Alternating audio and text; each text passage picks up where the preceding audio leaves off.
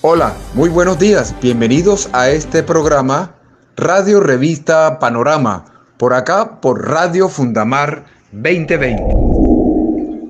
Bienvenidos todos a esta emisión más de su miscelánea radial Panorama, por aquí por Radio Fundamar 2020, la líder de las emisoras vía streaming. Hoy, 28 de agosto de 2023. Soy Jaime Moneri Callafa, director de este programa, con toda la información para ustedes de una forma diferente, acá en Panorama. Comenzamos por estos días, en esta semana, una información bastante importante que inquieta y afecta a muchas personas del régimen de EPS de salud en nuestro país, Colombia. Mucha expectativa sobre la quiebra, al parecer, de grupos como Compensar, Sanitas y Sura, que habrían enviado una carta al gobierno nacional, todo con el fin de alertar sobre una crisis de sostenibilidad en el sistema de salud, a lo que el ministro Guillermo Jaramillo respondió: nadie puede decir que se le va a acabar la plata en el mes de septiembre. De la misma forma, el ministro de Salud desmintió a las EPS y le dijo que si se quiebran, el gobierno les pagará directamente a las clínicas y hospitales. Esta es la situación de las EPS en el país. Zozobra preocupación por el débil servicio de muchas personas en estos sistemas de salud, que de una u otra forma han sido insostenibles en cierta parte, con muchas quejas, y ponen muy alerta al usuario final, que es el más afectado. Este es Panorama, su radio revista por Radio Fundamar 2020. De acuerdo con el gobierno nacional, se ha pagado a la fecha 23 billones de pesos al régimen contributivo y 21 billones al subsidiado. También se agregó por parte del doctor Jaramillo que en caso de que algunas EPS dejen de funcionar a mediados del mes de septiembre, como se advierte en la carta enviada por Sanitas, Compensar y Sura, ya existe un plan de contingencia por el Ministerio de Salud para que ningún colombiano se quede sin recibir la importante atención médica. Desde el ministerio se alega de que las EPS no tienen argumentos para decir que van a dejar de funcionar por falta de recursos. Dice, no hay evidencia para decir esos cálculos para 2023 que resultan insuficientes 8 meses después. Nadie puede decir que se le va a acabar la plata en septiembre. Además, Guillermo Jaramillo sentenció que no habrá problema si las EPS que enviaron la carta para el próximo mes, porque el gobierno nacional tiene todo cubierto y cuenta con los recursos necesarios para evitar una gran crisis en el sistema de salud.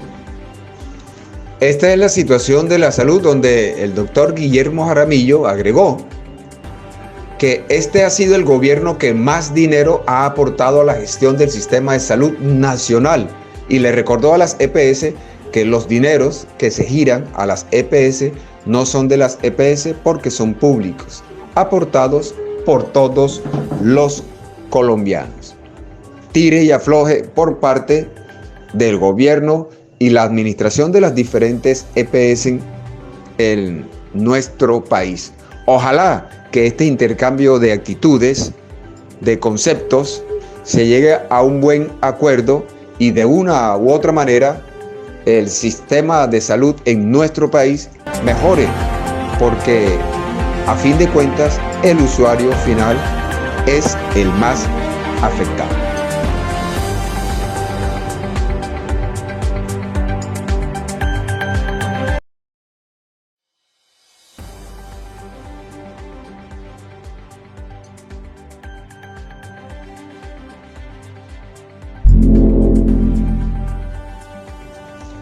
El mensaje es claro para todos los usuarios de los EPS, los sistemas de salud en Colombia, ya sea subsidiado o contributivo. Es que estén muy pendientes a toda la problemática que está pasando en la ciudad. Primero, conservar la calma, hacer los procesos como deben ser y apoyarse con las personas que fundamentan y mandan todas estas quejas o comentarios cuando se presente la oportunidad a las Superservicios. Poco de calma deben tener, pero siempre muy alertas, y por favor, todos los usuarios no se dejen atropellar sus derechos. La salud es lo primordial en cada gobierno, en cada país.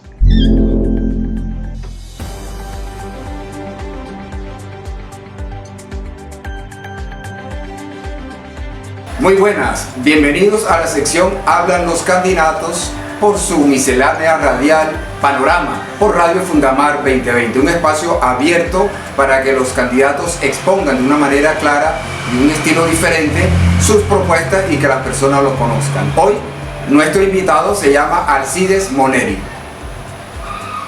Bienvenido Alcides Moneri, gracias por participar en este tu programa Panorama por Radio Fundamar 2020. ¿Por qué decidiste ser candidato a edil de la localidad número 2? Bueno, gracias Jaime por haberme invitado aquí a tu programa Panorama. Me parece un espacio muy chévere y en el cual nosotros los ediles nos podemos expresar de manera eufórica y dar todas las ideas prácticamente de lo que es un edil y cuál es su trabajo. Y bueno, todo tiene un génesis, Jaime. Claro. Y la idea principal nació de un pequeño proyecto que tuve allá en Galicia. Fue un centro deportivo, un gimnasio en donde empecé a cultivar muchos trabajos sociales desde la parte deportiva. Y mi socio Carlos Lugo me propuso, hombre, ¿por qué no te lanzas ahora ya que llevas un trabajo, llevas una historia, eres un gran profesional en el deporte, futuro magíster, y te lanzas en esta credencial para seguir trabajando por la comunidad? Lo pensé porque es un trabajo bastante arduo. Sé que la política no es para todo el mundo, pero creo que hice una encuesta a todos los amigos, hice una encuesta a las personas que conozco y me dijeron: Alcides, al 100% contigo. Creo que vas a ser un buen candidato, una persona muy activista en cuestión de proyectos y todas estas cosas. Te conocemos como una persona amable, servicial, y creo que eso es lo tuyo, y eso a la final me dio el voto de confianza propio, que tal, como todo, y me decidí lanzar. Háblanos un poco, Alcides. Conocemos esa gestión con la comunidad, ese amor por el deporte, tus valores, ya mucha gente lo conoce, pero hablemos un poco de quién es Alcides Moneri, cuántos años tiene, qué profesión tiene y de qué barrio eres. Bueno, mi nombre es Alcides Moneri, del barrio del 13 de junio. Ahí prácticamente estuvo toda mi niñez. Licenciado en la educación física por la Universidad de Pamplona y en estos momentos futuro magíster por la Universidad de Cartagena en Ciencias Aplicadas al Deporte. ¿Qué más te puedo decir? Hombre, 37 años de edad, samario de pura cepa, mi hermano. Más samario que el morro. El morro ahí. Muy conocido por toda la actividad. Lo importante son los valores, Alcides. Algo importante. ¿Por qué? Se habla mucho de los ediles. ¿Qué puede hacer un edil por una comunidad específicamente? Bueno, prácticamente el trabajo de un edil es ser garante. ¿Garante de qué? Garante de todos los proyectos de infraestructura y otras cosas que se ejecuten en todas las localidades o barrios o comunas, como quieras llamarle. Alcides, ¿Crees que estás preparado para eso? No solamente estoy preparado, amigo mío, y primo también. Sí, señor. No solamente estoy preparado, estoy convencido de que es mejor pelear por la comunidad para que todos los recursos lleguen a esa finalidad, a la mejora de toda la comunidad para tener una vida digna y una comunidad digna, que es lo que necesitamos. Estamos en época de política y politiquería. ¿Qué decirle a ese público, a esos que lo visitan los politiqueros en esta época, diferenciando lógicamente de ustedes? Sí, claro. Bueno, mi apreciación sobre el tema es: no estigmaticemos la política. La política es muy bonita. Desde el colegio nos enseñan a nosotros, en el gobierno escolar, sí, que es donde nos dan en nuestras primeras enseñanzas, de votar por el compañero, por el más popular del colegio. Y la política es muy buena cuando se trabaja con buenas bases y buenos valores, como tú lo acabas de decir. Pero ¿dónde se convierte en una mala política o politiquería? Cuando comienzan a transversar dinero, cuando no comienzan a cumplirle al pueblo, cuando no empiezan a cumplirle a las personas que se comprometieron contigo. Ahí es donde se vuelve politiquería. Y hay algo importante que estás iniciando en este mundo de la política, y los políticos jóvenes, como tú, Alcides Moneri, y otros, tienen mucho que dejar. No pueden arriesgar su nombre y su apellido por una mala gestión. Oiga, eso es muy importante, además de que soy una persona joven, como tú lo dices, 37 años, todavía estamos jóvenes. Estamos jóvenes, sí. Para que es lo contrario, mejor dicho. Es importante porque, como dice un gran amigo mío, el nombre de uno cuando es joven es una marca. Una marca. Sí, es una marca. Y si no tienes un buen desempeño, no estás haciendo cosas malas, pues obviamente va a ser tu nombre que se va a ver manchado prácticamente en la historia. Muchas gracias, Alcides Moneri. Dígale muy corto a las personas, al público, dígale al público por qué votar por Alcides Moneri, candidato edil de la comunidad número 2. Bueno, definitivamente uno de los proyectos también a realizar por la localidad es algo muy preocupante, y se trata de los derramamientos de agua. Por ahí tengo un proyecto muy importante en el cual es que buscar la forma operativa en donde, en ese momento en donde llega el agua, que es un preciado líquido y que muy pocas veces llega, es tratar de evitar de que esa agua se derrame, porque eso viene como una bolita de nieve. Eso se derrama el agua, se desgasta el piso, las personas se ensucian los zapatos, se ensucian los carros que has lavado, y definitivamente hay que cambiar y mejorar la ciudad. Y me parece eso un proyecto menor de mucho impacto, porque hay que cuidar ese preciado líquido, el agua. Y bueno, definitivamente mucho más allá de esto, hay que seguir trabajando por la comunidad y por la seguridad samaria, que se ha visto un poco deteriorada en estos últimos tiempos. Pero definitivamente tengo mucha voluntad para que eso siga aumentando y que la comunidad esté siempre feliz, como se vivía antes. Antes se podía uno sentar en una esquina, se tomaba un refresquito, una gaseosa, y no pasaba nada. Ahora uno no se puede sentar ahí prácticamente en la puerta de su casa, porque estamos siempre temerosos de cualquier cosa. Y bueno, para adelante con esta candidatura, con esta campaña, edil por la localidad 2. ¿Cómo se debe marcar? Se marca el partido AICO por la localidad 2, el número 95. Aquí está tu edil, Alcides Moneri. Muchas gracias.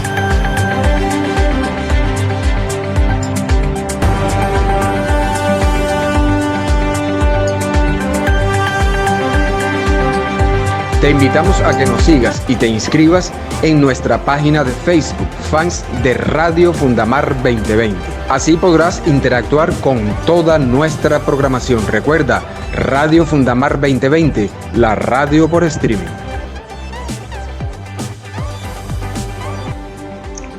La cultura y las comunidades en panorama. En la ciudad de Santa Marta, el panorama de la movilidad resulta drásticamente dañado después de un fin de semana visitado por turistas, donde la movilidad tuvo una afluencia, tuvo un aumento bastante notorio, y después de que se han anunciado diferentes medidas en contra de los malos actores viales en el distrito de Santa Marta, ya se empiezan a ver algunas reacciones y algunos resultados también en algunos puntos álgidos de la ciudad de Santa Marta.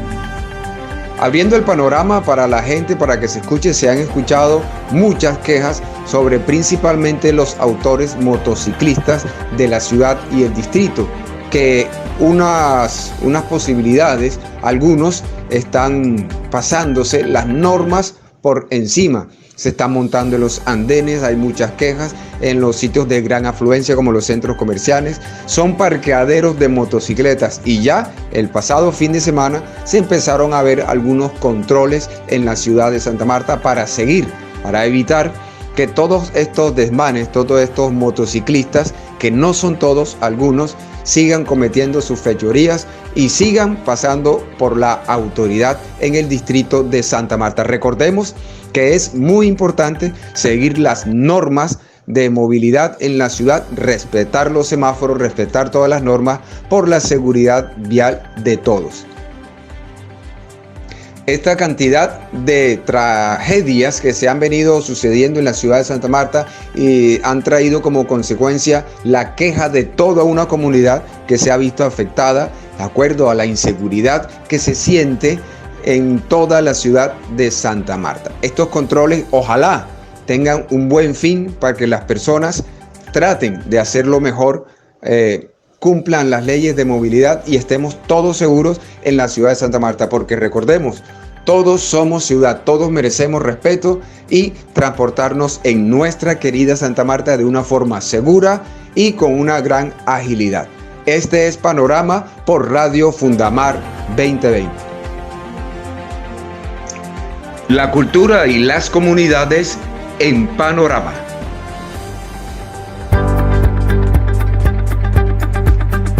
La alcaldía de la localidad 3 informa. Es el nuevo programa que se transmite en exclusiva por Radio Fundamar 2020, todos los sábados a partir de las 9 de la mañana, bajo la dirección del alcalde local Juan José Camargo Mozo, periodista Jaime Moneri Cayafa, en exclusiva por Radio Fundamar 2020.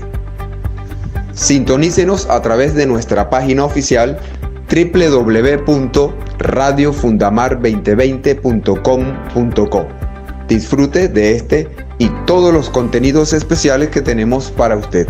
Radio Fundamar 2020, la emisora por streaming.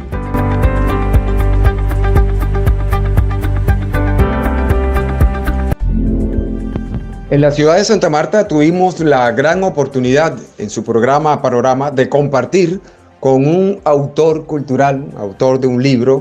Él se llama Cristóbal Escandón Camargo, de esta región. Él es escritor. En esta oportunidad escribió un libro que se llama Música tropical para bailar del Caribe colombiano. En esta gran obra literaria, él comenta los inicios y de cómo todas las influencias de la cultura de las Antillas, los son cubanos a través de la historia, hicieron de esta región caribe colombiana un gran centro de cultura sobre la música y para bailar. De eso se trata un libro, de mostrar todas esas influencias y de cómo se formaron el vallenato, el son, el porro, en los diferentes lugares y regiones de nuestro Caribe colombiano. El señor Cristóbal Escandón Camargo y su libro Música tropical para bailar del Caribe colombiano, invitado también especial en su radio revista Panorama. Muy buenas, estamos en su programa Panorama por Radio Fundamar 2020. Mi nombre es Jaime Moneri Cayafa, hoy con el invitado Cristóbal Escandón Camargo, señor autor de un libro muy interesante de nombre Música tropical para bailar del Caribe colombiano. Hoy nos acompaña y nos va a hablar aquí en Panorama. ¿Quién es Cristóbal Escandón Camargo? Buenas tardes, Moneri. Saludo a tu audiencia. Cristóbal Escandón Camargo es un samario de adopción oriundo del Banco Magdalena por medio de mi padre y de Monpós, pero yo, por casualidad del destino, nací en Barranquilla. Estudié primaria en Barranquilla y nos trasladamos a Santa Marta, y en vista de la cercanía con Barranquilla me quedé a estudiar aquí en el Liceo Celedón. He transcurrido toda mi estudio y mi trabajo, mi experiencia de trabajo en Santa Marta, y a la vez este transcurrir de la vida me permitió, con base a lo que observé en Barranquilla y aquí en Santa Marta, mi afición por la música y por todo lo que sucedía alrededor de la música y en el baile, sobre todo la disposición que nosotros tenemos para el baile, y eso traté con el tiempo de irlo estructurando, de irlo compilando, y a raíz de la pandemia en 2 años me dediqué a hacer a desarrollar todo eso que yo tenía en la mente, incluso en escrito, y ahora esa facilidad que tenemos con los sistemas, la investigación se nos hace más fácil, sí. Y me permitió desarrollar un libro en el cual yo trato de explicar por qué nosotros los costeños bailamos como lo hacemos y a la vez cómo se desarrolló nuestra música. Sí, porque los costeños en el Caribe colombiano tenemos, parece que es innato, don Cristóbal, ¿no? Sí. Nosotros, por condición física y por el mismo desarrollo de nuestra raza, ese cruce que hubo con las diferentes etnias, española, africana, y las diferentes migraciones que hubo aquí al Caribe colombiano, nos permitieron crear una raza que es imponente, se lo demuestra en su altivez y en su modo de caminar, en las mujeres, en los hombres, son orgullosos y caminan en punta de pie. Lo que llaman el propio swing del caribeño. Y en las mujeres ni se diga. Se diga eso. ¿Qué es la música? Bueno, la música para mí es un bálsamo que nos llega al alma, ¿sí? Esa conjugación de sonidos que conforman la música, y si nosotros la acompañamos con las palabras, y con esas palabras hacemos el verso, entonces la hacemos más digerible, más llevadera a nuestros oídos.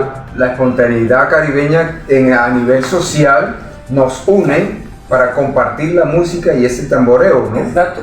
Entonces, ya después de formado toda esa música con la palabra, el verso, y la estrofa, y la canción completa, nos conllevó al baile. ¿Cómo la música nos lleva al baile? Tenemos que partir de la migración. Aquí nos llegaron los españoles, ya en hecho sabido cómo nos llegaron, la famosa invasión esa cristiana. Sí. Y ellos traen su música. Empezamos simplemente a mirar los indígenas, eran los sirvientes, se dedicaron a mirar. Tenían sus formas de sonidos y sus poquitos instrumentos con que ellos hacían música. Diferentes. Y cuando nos llega la invasión, por esa manera forzada como ellos trajeron a los africanos, era un secuestro que hacían del África, los trajeron aquí para las minas, para los trabajos duros, ¿no? El trabajo agrícola, las minas, el trabajo doméstico, las mujeres, la agricultura. Ya entonces se fue formando una amalgama de ritmo, sonido, se fue cogiendo de aquí y de allá, incluso se tomaron hasta la vestimenta. Y las mujeres en el servicio les tocaba vestirse, ellas tomaron esas blusas anchas, las faldas anchas, largas y anchas. Los hombres, por ejemplo, el caso de los indígenas, con sus atuendos naturales. En cada región tenía su forma. El africano permaneció con con sus taparrabos y su forma diferente, sin camisa, a hacer sus labores. Y en la noche, cuando ya en las horas de descanso se juntaban y fueron formando su conjugación de música, pero donde cada quien hizo su aporte. Sí, es como un enriquecimiento cultural por parte y parte, ¿no? Cada comenzó con la imposición. Exacto, cada quien hizo su aporte. Sí. Entonces, eso inicialmente así, de manera cruda, pero con el tiempo, con el paso del tiempo, en las diferentes regiones, esta región caribeña, no solamente de la costa, sino del interior, las sabanas de Bolívar, Córdoba, todo el río Magdalena, esa llanura que se forma ahí del lado de Bolívar y del lado del Magdalena, incluso en La Guajira, se tomó algo con la condición que en La Guajira ellos permanecieron con sus elementos nativos y todavía lo permanecen, no han comercializado sus bailes. Sí, son los únicos bailes que no se han comercializado, los de La Guajira. Todavía se baila la yuma. Permanece, afortunadamente permanece tanto. Sí, tienen los atuendos esos de las mujeres, sí, pero los indios utilizan su taparrabo. Nosotros acá, después del río Palomino, toda la costa del Magdalena, la parte de la Sierra Nevada, el Valle de Upar, se fueron creando ritmos distintos, pero con esa ya con esa trietnia bien formada, ya mejorada. Y aquí encontraron que había el caso de los cenúos que tenían las balas, tenían instrumentos aerófonos y supieron manejar las cañas de millo y los pitos. Entonces era un gran aporte también. Fue un aporte. Sí. Los chimilas, aquí en el Magdalena, el Pocahuy, dominaron los tambores. Se amalgamó y fue formando la cumbia, se fue formando todos esos bailes que se bailan en la orilla del río. Por los lados del sur de Bolívar. El sur de Bolívar, en San Martín de Loba, todo eso, sí. Entonces, el caso del Cesar, en el Valle de Upar, que se fue creando eso que más tarde se llamó, y el sur de La Guajira, que más tarde se llamó música vallenata. Entonces, todo ese es el aporte que nosotros hemos desarrollado y nos creó una música diversa por regiones, pero que lo que hicimos fue ponernos a bailar con todos esos ritmos y por eso es muy variado. El caso de Bolívar, con el asentamiento de estos indígenas con los negros, los que hicieron sus palenques donde salieron ritmos como el bullerengue. Eso, una cantidad de ritmos diferentes. Sí, el mapalé, el bullerengue, todos esos ritmos que enriquecieron nuestro folclore y enriquecieron nuestro baile. ¿Qué experiencia tiene usted con el baile y la música? Bueno, yo digo que yo traía el baile por dentro. Cuando llego aquí al Liceo Celedón, enseguida armamos, se formó un grupo de danza dirigido por una gran amiga que hoy en día es profesora, Nancy Arvilla, y yo me ofrecí a bailar y así pertenecía a las danzas del Magdalena, a las danzas de la Normal, a la danza de Bogotá, y viajamos por todas partes. Después luego a la danza, como creadores de las danzas de la Universidad del Magdalena. Estaba en trabajo social, estaba Osvaldo Pérez, estaba Catagua, y fuimos los formadores del grupo de danza de la Universidad de Magdalena, que ya cuando yo salgo de la universidad tuvo la extensión esa que fueron hasta Europa. Hasta Europa. Ya yo no me encontraba en la universidad, ya yo había salido a trabajar, pero yo fui folclorista, fuimos una vez a Venezuela, fuimos a Medellín a un concurso de polímero, que ganó San Andrés, nosotros ocupamos el segundo puesto. Las danzas del Magdalena eran muy reconocidas, es decir, esa es mi experiencia. Fuimos los que trajimos en esa época al maestro Acosta de Ciénaga como director de las danzas. Bueno, gran aporte, don Gran aporte. Cristóbal. Pero yo tuve un gran profesor que se llamó el profesor Ricardo Fil. Ricardo Fil, que era el director de la Normal, donde se encontraba Rafita Costa. Que hoy en día es el gran folclorista. Pero ahí estuvimos mucho. Bueno, grandes aportes de don Cristóbal. Todo lo que la radio ofrece lo tenemos en su programa Radio Revista Panorama, en exclusiva por Radio Fundamar 2020, la radio que entretiene, que educa e informa. Presenta Jaime Moneri Callafa.